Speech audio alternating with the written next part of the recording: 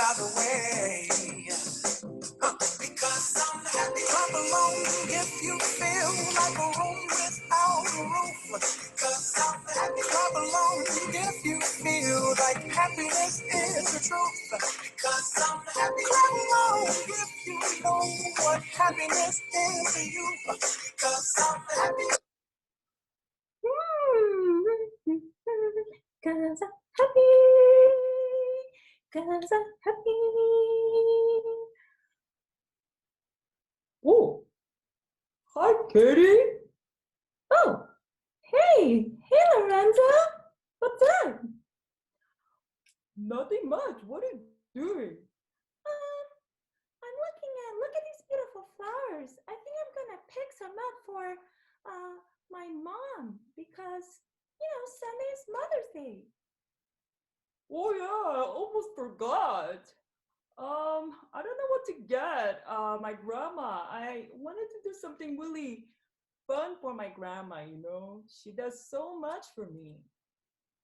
Well, do you want some ideas? Sure. Well, you could make her a really nice card, or you could do your homework, or be nice to her, or maybe clean your room, or maybe cook her breakfast. That's a really good idea. I think I'm gonna do that. Yeah, I think you should do that too. Hey, why are you copying me? You're wearing the same clothes as me. Why are you copying me? Why are you always copying what I wear?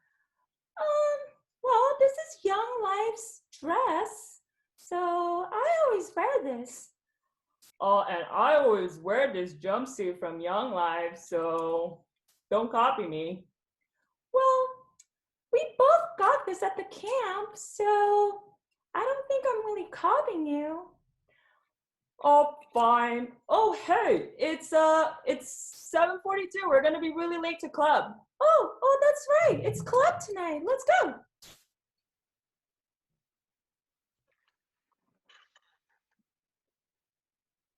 Hey guys, what's up? My name is Lorenzo, but my friends call me So. Hi guys, my name is Katie, and people call me Kay. Our friends call us SKO.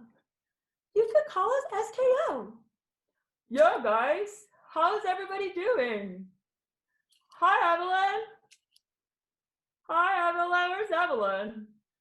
Who else is here? Hi, Marcus. Where's Marcus? I don't see him. All right. Oh, who else is here? Oh, hi, Kamara. So get back to this Zoom thing. Hey, I'm glad to see you all today. Hey guys, today I wanted to share with you guys a story that my youth pastor once told me about a huge fire. So basically, in the 1990s, a long time ago, there was a fire somewhere in Arizona, right? It was this huge fire and it was taking over like all of these houses. And there was this one fire chief that sent this one fire squad to a particular neighborhood that was like really hilly and it was like really grassy, so it was really dangerous. And so this fire squad went to that neighborhood and they were like telling people to get out of their houses and they were like evicting people and stuff like that. And then this one fire squad found themselves at like the bottom of a hill. The house was like on top of a hill, and then the fire squad leader saw like this like orange like glow coming out from behind the house, and he's like a really experienced fireman, so he knew that that meant the fire was coming. And because I don't know if you guys have seen like videos of a wildfire, but if there's like a lot of dead grass and stuff, like those fires move so fast. And so he knew that like him and his squad, they wouldn't be able to outrun the fire. And so he was like, okay, here's what we're gonna do. if you can start a fire, then you can end the fire. So basically, like they were like standing on this like grassy area, and so basically he burned a little bit of the grass, and then they like put it out, and they burned a little bit more of the grass, and they put it out. They basically burned like a circle around themselves, like of just like burnt grass. And then he got out these like fire blankets. They all have one. They all got out their fire blankets, and he was like, okay, everyone's gonna lay down on their face and put these fire blankets on over us, right? And I don't know about you, but if that was me and he was my fire squad leader, I'd probably be questioning him a little bit, because the fire is like right there, you know? But I feel like at that point, I'd be like, you know what? Well, I think, you know, I'm not going to outrun the fire. So if I die, I'm going to die. So might as well just try what he's saying, right? And so basically they did all of that. And then sure enough, when the fire came down, the fire went like just around the area that they had already burned, because fire cannot burn what has already been burned. And so when my youth pastor told us that, I was kind of like, okay. But then he was like, that's what Jesus did for you. And I was like, I think I cried, because I'd never heard about I'd never heard it like that. But basically he explained that God is like fire. So fire in and of itself, it's like a beautiful thing, you know. Fire gives warmth, it refines, it heats up our food, it gives light and all of these things. But at the same time, if something flammable like gets near fire, like it's gonna burn, it's gonna like go into flames, because that's just fire's like identity. That's what fire does, you know. And it's not like fire wants to burn. It's not like fire is evil and wants to burn everything in its path. It's just like, if something's flammable and it gets near fire, it's gonna flame you know. But basically he was comparing God to fire, and he was saying that, you know, it's not God's desire for anyone to burn or for anyone to be far from him, but God is perfect and God is holy, and he can't coexist with unholiness. So he is perfect and he can't coexist with imperfectness. It's like trying to fit a square into a circle, or like trying to combine like wet and dry ingredients. Like you can't have wet and dry ingredients and combine them and still have wet and dry ingredients. You know, it'll just like all be wet. So basically, because God is perfect, we couldn't have a relationship with him before Jesus, because we are not perfect, you know. And we had no way of getting to him unless we like sacrificed an animal or did all of these rituals. But when Jesus went on the cross for us, it was because God knew that we couldn't repair the relationship that was broken by ourselves. Like we couldn't be holy on our own, which is why he had to send Jesus to die on the cross for our sins. And in the Bible, it says that, you know, there's this part where Jesus is like, Father, Father, why have you forsaken me? And in some other translations, like, God, why have you abandoned me? You know, but in that moment, God was able to look away from Jesus, because when God looked at Jesus on the cross, he saw all of our sins, and he saw us, and he saw all of our past, present, and future sins on Jesus.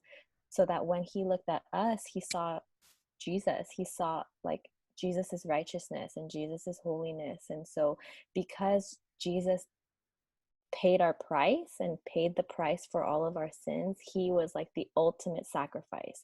He was sinless and he was so worthy that his sacrifice and his death was big enough to cover a multitude of sins, cover all of our sins. And he died, and then he rose again from the dead, and then he defeated sin. So now, you know, we get to have this relationship with God. Jesus was burned for us so that we wouldn't have to be burned, so that when we approach God, we're not burned, but we're embraced by him. You know, we can get close to him, we can understand his love.